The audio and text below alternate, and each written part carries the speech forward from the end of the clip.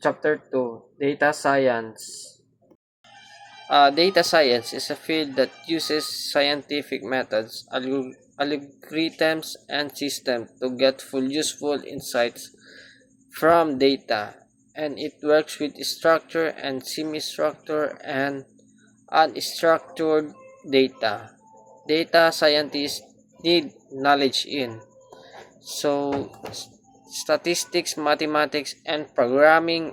It involves the full process of collecting, processing, analyzing, and interpreting data.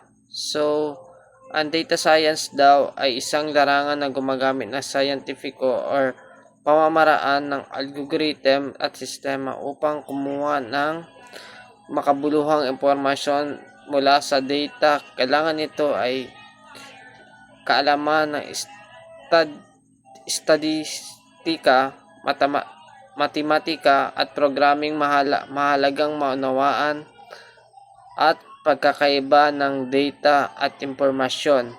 Ang data daw ay hilaw na katotohanan, samantalang impormasyon ay naproseso na ng data ang ginamit sa pagdidesisyon. Data raw facts. So, ang data raw facts and figures, numbers, letter, and symbols. So, mga ilaw na katotohanan o numero tulad ng mga titik o numero at simbolo sa ganitong anyo. Hindi ito gaanong makabuluhan. So, ang impormasyon naman ay information, data na proseso at naayos na upang maging makabuluhan. Ginagamit ito sa paggawa ng desisyon. Data processing cycle. So, meron tayong tatlo dito is input, process, and output. So, input or pagpasok, kinokolekta at inihanda ang data. Halimbawa, pagsasalin ng impormasyon mula sa mga form o sensor o survey. Yan ang example niya. So, ang process ay binabago ng data upang pakinabang dito ang ginagawa ang paglilinis o pag-organisa at pagsusuri. So, output, ito yung resulta na lumilika ng makabuluhang resulta tulad ng ulat, graph or decision sa batay ng prosesong data.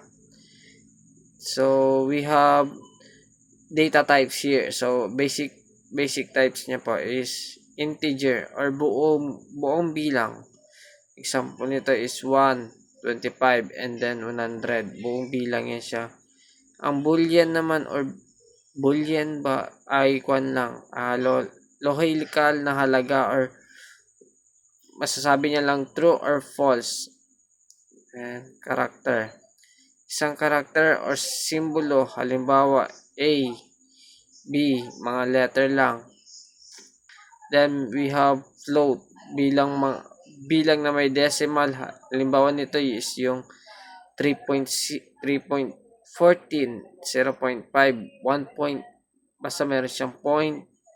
And then string, sunod-sunod na karakter o teksto. Halimbawa nito yung may double quote. Pag nag-input tayo sa data sa programming, lagyan natin double quote, console.writeline, tapos yung open and close, then yung double quote na dalawa, then hello.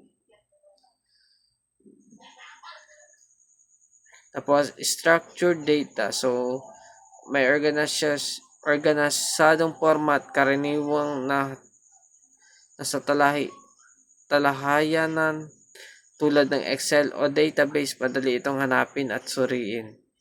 So, meron tayong structured data. Walang maigpit na tubular na anyo, ngunit may mga tag o marker upang makita ang struktura. Halimbawa nito is yung XLM and JSON. Then we have unstructured data na walang nakapirming format. Kabilang dito yung mga audio, video, larawan at malalaking teksto. Bagaman mahirap ito naglalaman, ito ay mahalagang impormasyon. May apat na mahalagang konsepto ang pamamahala ng data. Una, ang metadata ay data tungkol sa data. Ito ay nagbibigay ng karagdagang impormasyon tulad ng petsa at lokasyon ng file na tumutulong sa organisa. So ito yung mga proper na ginagawa sa file is para ma-arrange ito. Ang pangalawa ay data value chain, ay ang proseso mula sa pangongolektang proseso, pagsusuri hanggang sa pagpapahayag ng resulta upang maging pakinabang ang data. Ang pangatlo naman nito ay ang big data, ay tumutukoy sa napakalaki at komplikadong data na inilarawan sa apat na BS, volume o dami, o kaya sa velocity o bilis, or sa variety or uri, or veracity o kalidad. Ang panghuli is clustered computing, ay ang paggamit ng maraming computer ng magkakaugnay upang maproseso malalaking data. Ito ay nagbibigay ng resource sharing, high ability at scalability.